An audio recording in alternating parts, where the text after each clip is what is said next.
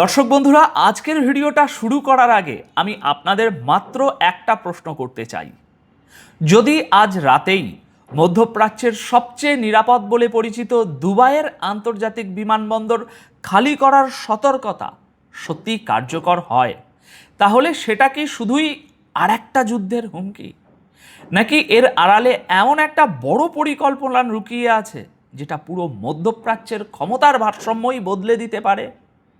কারণ আজ আমি আপনাদের শুধু একটা খবর দেখাবো না, আমি দেখাবো কেন ইরান হঠাৎ দুবাই আর আবুধাবিকে সরাসরি সতর্ক করলো, কেন এই হুমকির পর আরব বিশ্বের বিমানবন্দরগুলোতে অস্বাভাবিক আতঙ্ক ছড়িয়ে পড়েছে, আর কেন অনেক আন্তর্জাতিক বিশ্লেষক মনে করছেন এই একটি সিদ্ধান্ত গোটা অঞ্চলের ভবিষ্যৎ নির্ধারণ করতে পারে। আর ভিডিওর শেষের দিকে আমি এমন একটি বিষয় ব্যাখ্যা করব যেটা নিয়ে খুব কম মানুষই কথা বলছে। যদি আপনারা সেই বিশ্লেষণটা বুঝতে পারেন, তাহলে ইরানের এই ঘোষণাকে আর কখনো শুধুমাত্র একটি সামরিক হুমকি হিসাবে দেখবেন না, বরং বুঝতে পারবেন এই ঘটনার পিছনে কী ধরনের রাজনৈতিক ও কৌশলগত হিসাব কাজ করছে এবং আগামী কয়েকদিনে মধ্যপ্রাচ্যে ঠিক কী কী ঘটতে পারে। তাই ভিডিওটি অবশ্যই শেষ পর্যন্ত দেখবেন, কারণ শেষের বিশ্লেষণটাই আজকের পুরো ঘটনার আসল চিত্র আপনাদের সামনে পরিষ্কার করে দেবে। তো চলুন শুরু করা যাক। দর্শক বন্ধুরা, আজ 19শে জুলাই 2026 বিকেল ইরান একটা বিরাট ঘোষণা করে দুবাই এবং আবুধাবি এয়ারপোর্ট অবিলম্বে খালি করার সতর্কতা জারি করেছে। ইরান সাফ জানিয়ে দিয়েছে, আজ রাতে আমেরিকা যদি ইরানের কোনো পরিকাঠামোর উপর হামলা চালায়, তবে তার সোজা জবাব ইউএইতে দেওয়া হবে। আর যদি সত্যি এমনটা হয়, তবে যুদ্ধবিরতি ভাঙার পর ইউএইর উপর এটাই হবে ইরানের প্রথম কোনো বড় হামলা।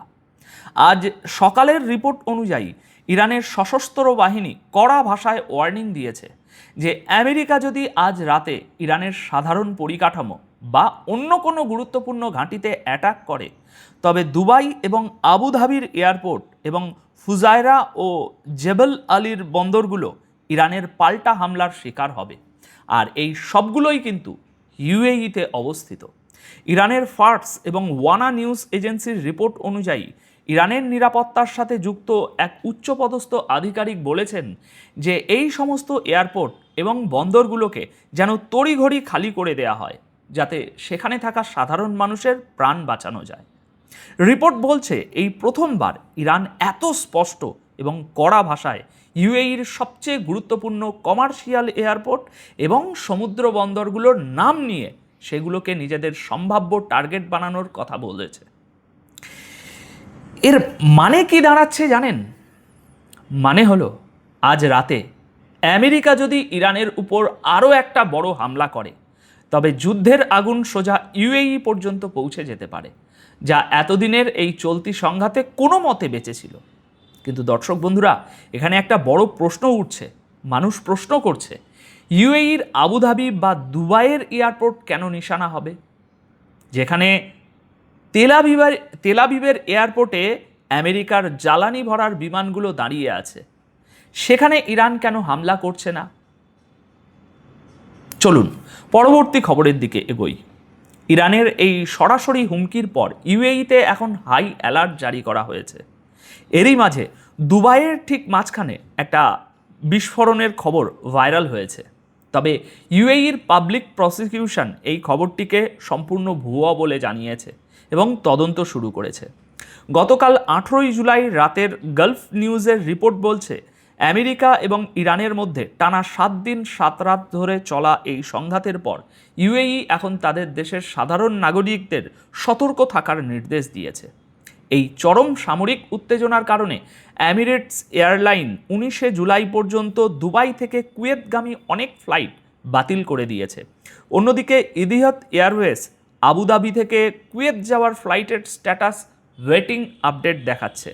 অর্থাৎ পরিস্থিতি বুঝে তবেই তারা পরবর্তী সিদ্ধান্ত নেবে। রিপোর্টে বলা হয়েছে, পুরো গালফ রিজিয়নে সিকিউরিটি অ্যালার্ট বাড়িয়ে দেওয়া হয়েছে। কেন? কারণ ইরান আগেই হুমকি দিয়েছিল যে আমেরিকার নতুন কোনো হামলার জবাবে তারা বিভিন্ন আরব দেশে থাকা মার্কিন ঘাঁটি এবং গুরুত্বপূর্ণ লোকেশনগুলোকে নিশানা করবে। দর্শক বন্ধুরা, ইরানের মিসাইল এবং ড্রোন হামলার পর কুয়েত এয়ারপোর্টে একেবারে হুড়োহুড়ি আর আফরাতাফরি পড়ে গেছে। সোশ্যাল মিডিয়ায় এমন অনেক ছবি শেয়ার করা হচ্ছে। হ্যাঁ, ফ্লাইট বাতিল হয়েছে, এটা একদম বাস্তব ঘটনা। হাজার হাজার যাত্রী এয়ারপোর্টে আটকে পড়েছেন। অন্যদিকে কুয়েত এয়ারওয়েজ পরিস্থিতি সামাল দেওয়ার আপ্রাণ চেষ্টা করছে। 18ই জুলাইয়ের রিপোর্ট আর ছবি বলছে, সিকিউরিটির কারণে কুয়েত ইন্টারন্যাশনাল এয়ারপোর্টে কিছুক্ষণের জন্য সমস্ত কাজ বন্ধ করে দেওয়া হয়েছিল, যার ফলে ডিপার্চার টার্মিনালে বিশাল ভিড় জমে যায়। এদিকে দুবাইও তাদের দিক থেকে ফ্লাইট বাতিল করে দেয়। ছবিতে স্পষ্ট দেখা যাচ্ছে হাজার হাজার মানুষ এয়ারপোর্টের ভিতর আটকে আছেন এবং নিজেদের ফ্লাইটের খবর নেওয়ার জন্য লম্বা একটা লাইনে দাঁড়িয়ে আছেন। তবে কুয়েত এয়ারওয়েজ জানিয়েছে যে এয়ারস্পেস বন্ধ থাকার কারণে ফ্লাইটে প্রভাব পড়লেও এখন বেশিরভাগ ফ্লাইট রিশিডিউল করা হচ্ছে, যাত্রীদের নতুন ফ্লাইটে অ্যাডজাস্ট করা হচ্ছে এবং প্রতি মুহূর্তে আপডেট দেওয়া হচ্ছে।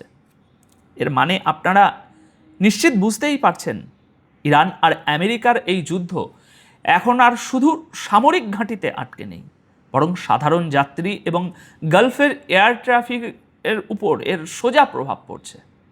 দর্শক, ভারত, বাংলাদেশ এবং পাকিস্তান থেকে লাখ লাখ মানুষ আরব দেশগুলোতে নিজেদের রুটি রুজির জন্য কাজ করেন। দেশে তাদের বাড়ির লোকজন ভীষণ চিন্তায় আছেন।